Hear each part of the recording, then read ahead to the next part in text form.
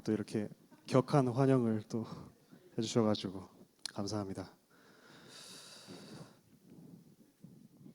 지난주에 저희가 빌립보서 이제 1장 3절로부터 12절, 11절까지였죠. 말씀을 보면서 사도 바울이 로마의 자택 연금을 당했을 때 좋지 않은 상황에도 불구하고 여러 가지 서신을 썼습니다. 그 중에 한 곳이 이제 빌립보에 편지를 보내게 되는데, 그가 어떻게 처음부터 모든 것들에 대해 감사를 하는 얘기를 할 수 있는지에 대해서 저희가 잠깐 나눴었습니다. 그 이유를 보아하니까 바울이 갇혔던 그 상황에서, 그리고 또 빌립보 교회에서 본인이 불편한 것은 그것은 본인이 느끼는 현상에 대한 해석이고, 실제적으로 감사할 수 있음에 대한 근거는 자기에게서 나오는 것이 아닌 이 모든 게 성령님의 역사하심과 하나님의 은혜, 그리고 그리스도가 전파가 되는 것에 대해 바울이 그렇게 얘기를 했었습니다. 오늘 말씀을 보면 바울이 여전히 감옥에 갇혀 있습니다.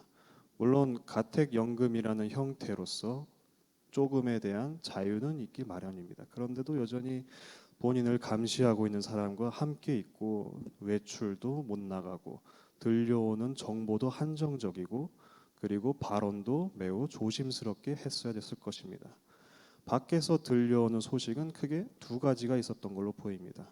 첫 번째는 바울에 대해서 악의를 갖고 있는 사람들이, 그리고 또 자기들이 사리사욕을 채우기 위해서 복음을 전파하는 그러한 대적자들이 활동을 하고 있습니다.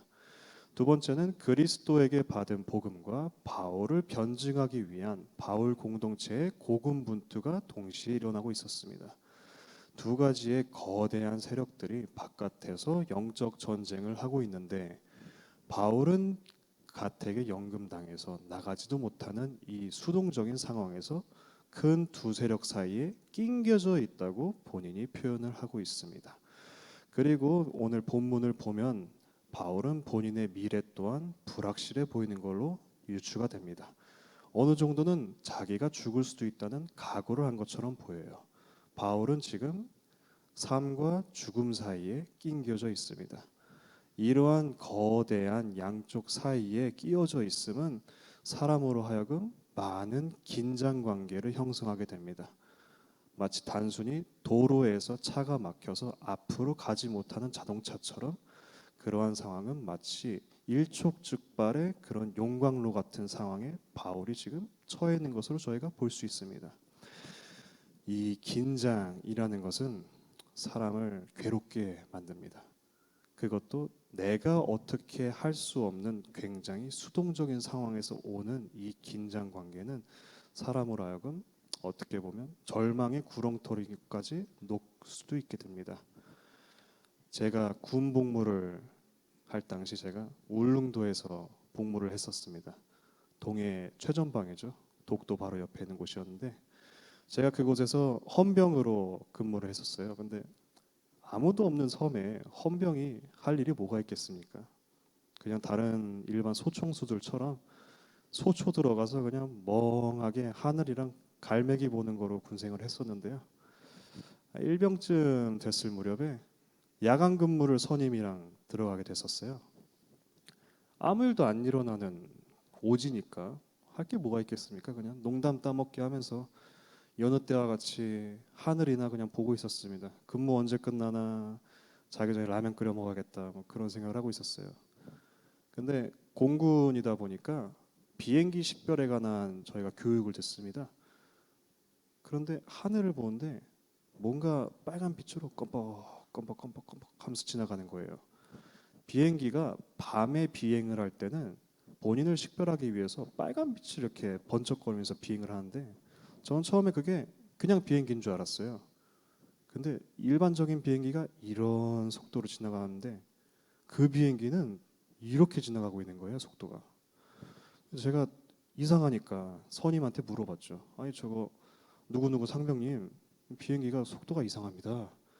그 상병이 아니 뭐 급한 일 있으신가요? 기장님이 오늘 많이 밟으시네 하면서 농담이나 하고 있었습니다. 그래도 찝찝하잖아요. 보고를 드렸습니다. 몇 시 몇 분인데 하늘에 미확인 비행기가 지나가는데 속도가 좀 이상한 것 같습니다 하고. 근데 상황실도 섬이니까 다 자고 있었죠. 자다가 그래 뭐 내가 한번 확인해 볼게 하고 별일 아니겠지 하고 이제 한 30초 흘렀나요? 갑자기 웽 하면서 막 사이렌이 울리기 시작하는 거예요. 사이렌이 막 울려가지고 정신이 없는데 그때 막 실제 상황, 미식별 적투기 어디 어디 방향으로 어디 어디 속도로 부대 접근 중 몇몇 킬로 남음 하면서 웽 하면 사이렌이 울리고 막 정신이 없었습니다. 아수라장이 갑자기 변해버렸어요. 사람들이 막 뛰쳐나옵니다. 이제 막사에서 자고 있는 사람들이 새벽 한 1시쯤인가요? 갑자기 원인도 모르고 그냥 군복 입고 총 받고 나온 거예요. 그리고 하늘을 향해서 다 이렇게 쪼그려서 자세를 하고 있는 겁니다. 계속해서 사이렌이 울려요. 막 실제 상황이고 적투기가 지금 우리 부대를 향해 접근 중이고 미식별이고 다들 갑자기 이제 제일 무서운 말이 심적 대비를 하라는 말입니다. 제 선임은 사라졌어요. 이 사람이 어딜 갔지 했는데 그 위병소 그 상황실에 조그마한 그 방에 들어가서 막 키보드를 막 치고 있는 겁니다. 그래서 아니 이 사람이 지금 뭐 어디 상부에 보고를 하려 그런가 하고 누구 상부에 뭐 하십니까? 그래서 보니까 그 양반이 이제 막 자기 이름 쓰고 향년 막 20 몇 세 지금 이 전쟁에서 죽게 되면 모든 책임은 나라에 있으며 하면서 아니 유언을 쓰고 있는 거예요. 그래가지고 이제 아니 부대 인원들은 나와서 그냥 허공에다가 총만 들이미고 있고 뭐 하는 겁니까? 적투기였으면 의미가 없는 거죠. 어떻게 이거를 총을 쏴서 그걸 격추를 시킵니까? 람보도 아니고. 여기 있는 선임은 이제 막 본인 유언 쓰고 있고 저는 그걸 보면서 아무것도 못했어요. 그냥 그 뇌가 멈추는 거죠. 뇌가 멈추고 그 본능만이 올라오는 거예요. 그런 생각이 들더라고요, 갑자기. 아이고 오늘 사람 죽을 수도 있겠구나 하고.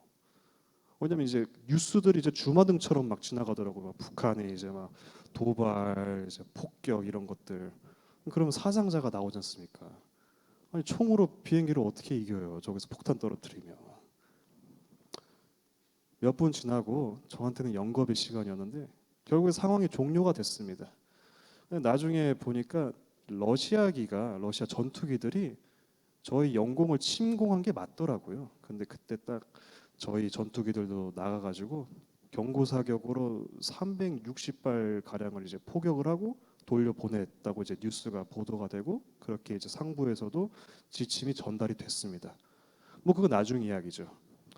근데 그 상황에서 저는 삶과 죽음의 그 경계에 있었습니다. 제가 그렇게 느꼈어요. 그러다 보니까 그 아무것도 내가 할 수 없는데 엄청난 일들이 내가 컨트롤하지 못하는 상황에서 일어나는 것에 대한 극도의 공포와 불안과 기분 나쁜 긴장감이 일어났습니다. 제가 5분 만에 그거를 느꼈는데 바울은 그걸 얼마나 그걸 지속적으로 느끼고 있었을까요? 아마 제가 감히 유추하건대 제정신을 유지하시기가 가끔은 힘드셨을지도 모르겠다라는 생각이 들었습니다. 그런데 성경이 이거에 대해서 어떻게 얘기를 하고 있냐? 바울은 이런 상황에서 23절에 이렇게 얘기를 하고 있습니다. 내가 그 둘 사이에 끼어 있으니 차라리 세상을 떠나서 그리스도와 함께 있는 것이 훨씬 더 좋은 일이다 라고 얘기를 하고 있습니다. 여기서만 얘기를 하고 구절이 끝나게 되면 저희는 어떠한 메시지도 볼 수가 없겠죠. 이런 메시지가 있는 이유는 후반에 바울이 어떻게 얘기하는지를 기대해 볼 수 있다고 생각을 할 수 있습니다. 18절에 바울이 이렇게 얘기를 하고 있습니다. 그러면 무엇이냐? 거칠애로 하나 참으로 하나 무슨 방도로 하든지 전파되는 것은 그리스도니 이로써 나는 기뻐하고 또한 기뻐하리라 라고 얘기를 합니다. 여기 나오는 거칠애라는 단어는 헬라어로 프로파시스라고 하는 건데 이게 저희에게는 한국어로는 온전하게 뉘앙스가 전달이 되지는 않는 단어입니다. 조금 더 원어로 보게 되면 가면 아니면 이제 외식하는 자들 할 때 외식, 거짓, 본인의 이득을 위해서 기만을 하는 행위들이 좀 함축적으로 표현되어 있는 단어입니다. 이런 사람들이 본인의 사리사욕을 위해서 밖에서 바울을 모욕하고 복음을 뒤틀어서 전하는 안 좋은 일들을 하고 있는 거죠. 그런 방면에 바울에게 복음의 전가가 된 사람들이 바울의 복음을 변증하고 그리스도를 의를 드러내기 위해서 함께 맞서서 복음을 전하고 싸우고 있는 겁니다. 바울이 이 두 상황에서 그것의 주체가 사람이고 자기의 어떤 감정이 아니라 오전 대예배 때 사관님께서 말씀하셨다시피 눈앞에 보이는 현상이나 현 실제, 현 존재, 상황들을 넘어서 그것이 주님이 어떻게 일하시는지에 대한 영감을 받고 얘기를 하고 있는 겁니다. 눈에 보이는 거는 불편하고 낑겨 있고 가능성이 없는 미래가 어떻게 될지 모르는 일촉즉발의 상황 속에서 바울의 시선은 이것들이 모두 주님의 의를 드러내기 위함이다라는 통찰을 오늘 서신을 통해 얘기를 하고 있습니다. 이것은 마치 완전히 깨끗한 청정수에서 오히려 물고기가 살 수가 없는 것 같은 재밌는 상황을 떠오르게 해요. 저희 몸에는 많은 균들이 살고 있습니다. 그리고 저희가 살아가면서 완전히 깨끗한 멸균 상태에서 살아가는 것이 아니라 밖에도 나가기도 하고 이런저런 환경에서 저희가 많은 균들이 몸에 들어오게 됩니다. 뭐 음식을 통해 들어올 수도 있고 흙먼지를 통해 들어올 수도 있고. 그러면 모든 들어오는 균들이 몸에 유익한 것이 아니라 그것들 중에는 몸의 면역 체계에 공격을 주는 그런 무익한 균들도 있죠. 안에 있는 유익균들과 무익균들이 서로 싸우면서 결과적으로는 그것이 저희의 면역력을 증진하게 만들어줍니다. 몸을 튼튼하게 만들어주고 감기에 걸렸을 때 3일 골골 앓던 사람이 시간이 지나면 하루 이틀이면 이제 그것을 저항할 수 있을 정도의 그런 상태를 만들게 되는 겁니다. 이런 것처럼 이러한 면역 체계가 바울의 시선에서 보이고 있는 거죠. 그리스도를 향한 의가 드러나고 강력해지는데 그 의도가 거칠애로 하는 사람이나 온 마음을 다한 사람이나 서로가 충돌하는 과정 속에서 그것이 정, 반, 합을 이루듯이 그리스도의 의가 드러내는 데 쓰임 받고 있다는 것을 바울이 얘기를 해주고 있는 겁니다. 그리고 그는 27절에서 본격적으로 저희 공동체에게 핵심을 얘기를 하고 있습니다. 27절에는 오직 너희는 그리스도의 복음에 합당하게 생활하라. 이건 내가 너희에게 가보나 떠나 있으나 너희가 한 마음으로 서서 한 뜻으로 복음의 신앙을 위하여 협력하는 것과 라고 나옵니다. 25절 이후에 후반부에는 바울이 본격적으로 군사적인 용어를 많이 사용을 하게 됩니다. 저희가 보는 개역 개정에서는 이것이 그냥 협력이라고 볼 수 있겠지만 헬라어 원어로는 스포츠나 군사학에서 사용되는 어떤 전문 용어로서 사용되고 있어요. 이 협력은 쉰 아들레오라는 단어인데 헬라어 원어로는 함께 고군분투하고 싸우다, 팀워크를 이뤄서 투쟁을 하다라는 굉장히 공격적이고 진취적인 어투가 들어가 있는 단어입니다. 왜 이런 말을 저희한테 고무를 시키고 사용을 했을까요? 27절에 그것이 그리스도의 복음을 합당하게 생활하는 것에 대한 근거로서 협력을 이루라고 나와 있는 겁니다. 마치 국민이 된다는 것과 비슷하게 볼 수 있습니다. 저희는 대한민국 국민입니다. 저도 그렇고 모든 성도님들이 그러십니다. 우리가 대한민국의 국민이라는 근거는 물론 우리가 여기에 태어난 것도 있고 한국말을 사용하고 한국인처럼 생각을 하고 한국 음식을 먹고 하는 것이 근거로서 사용될 수는 있겠죠. 근데 저희가 대한민국의 국민이라고 할 수 있는 근거는 우리의 모든 주권이 국민에게 있음이라고 얘기하는 헌법에 우리가 그것을 근거로 두고 있기 때문에 가능한 겁니다.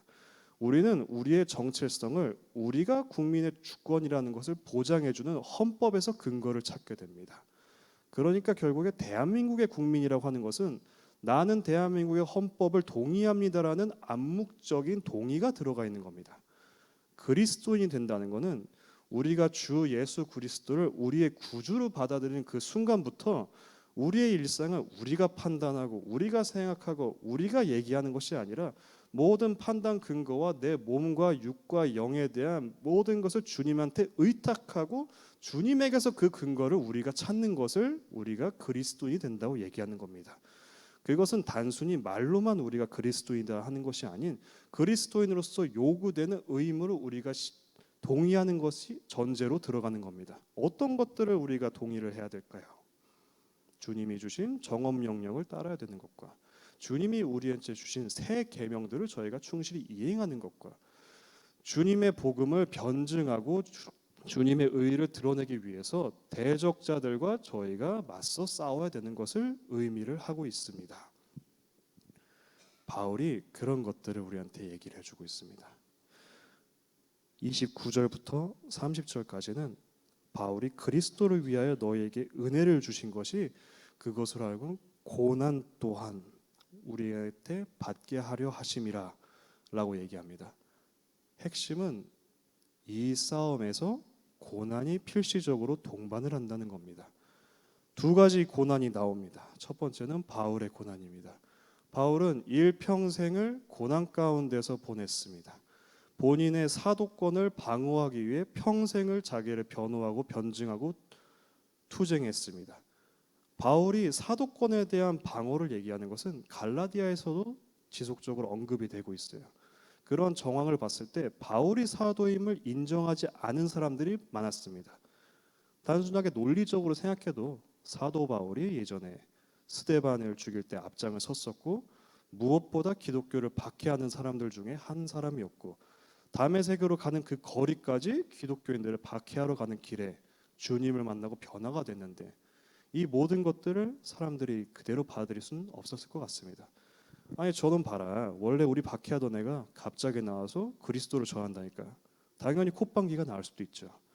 그것이 일평생을 바울을 따라다녔습니다.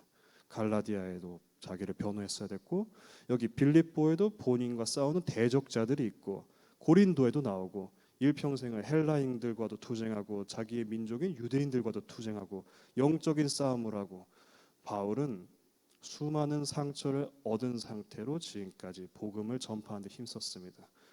그의 몸에 난 상처와 그의 힘듦이 그것들의 증인이 되어줍니다. 그런 바울이 공동체에게 얘기합니다. 나와 같은 싸움이 당신들한테도 있다고 얘기를 합니다. 저희가 기독교인이 된다고 하는 순간부터 인생이 막 꽃밭처럼 바뀌진 않은 것을 우리 모두 알고 있습니다. 예수를 우리 주로 영접을 했을 때 모든 것들이 만사 형통하고 저희가 승승장구하고 무병장수할 수 있으면 얼마나 좋을까요? 근데 인생이 그렇지 않죠. 여전히 고통 가운데 있습니다. 그리스도인이라는 사실만으로도 많은 박해가 뒤따라옵니다. 몸도 약해지고 우리의 앞날이 때로 불투명할 수도 있습니다. 어쩌면 진짜 가끔 어쩌면 그리스도를 몰랐을 때가 더 태평했을 때도 있다고 생각할 수도 있을 것 같아요. 저 또한 그렇습니다. 주님한테 물어볼 수도 있죠. 주님, 주님을 주라고 인정했는데 왜 이런 고난들이 생깁니까? 주님이 주라고 인정했는데 왜 아직도 긴 터널 속에 있습니까? 주님을 주라고 인정했는데 저희가 형통할 거라고 하셨는데 왜 저 아직 광야 가운데 있습니까? 어떻게 된 겁니까 주님? 존재하시는 겁니까? 제 얘기 들어주시는 겁니까? 이 박해가 언제까지 이어질까요? 주님 괴롭습니다. 주님 제 심령이 너무 가난합니다. 주님께서 그런 저에게 말씀해 주십니다. 뭐라고 말씀해 주시냐?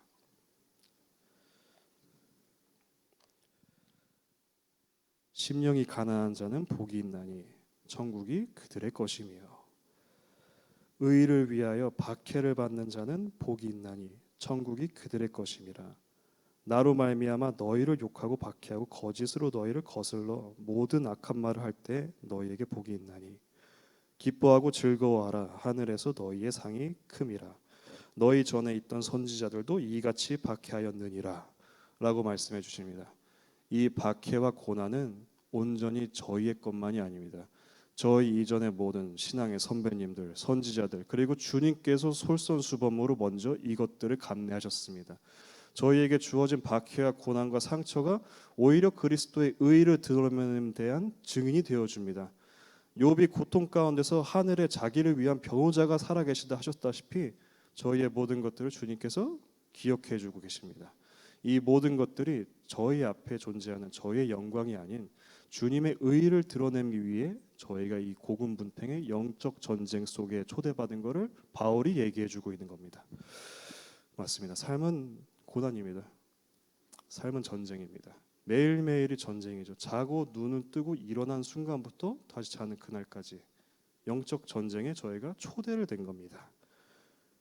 이것들은 바울이 협력이라고 말한 것과 같이 저희가 그리스도인이 된다는 것은 저희 공동체가 주님의 군대가 됨으로써 이 영적 전쟁에서 승리하기를 바울이 우리에게 얘기를 해주고 있는 겁니다.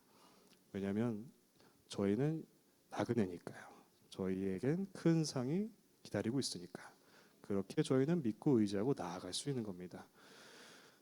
늘 설교를 마무리할 때 사관님이나 다른 분들이나 한 주간 승리하시길 바랍니다라고 이제 소망을 하는데 이 한 주간 승리하시길 바랍니다 할 때 승리가 어떤 승리일까요? 그냥 뭐 잘 되는 걸까요? 이겨내는 걸까요? 아닙니다. 주님을 위한 겁니다. 이 승리의 영광의 주체가 주님에게 있음에 대한 고백을 하는 겁니다. 그러니 한 주간도 이제 승리하시길 바랍니다. 기도하겠습니다. 하나님 아버지 감사합니다.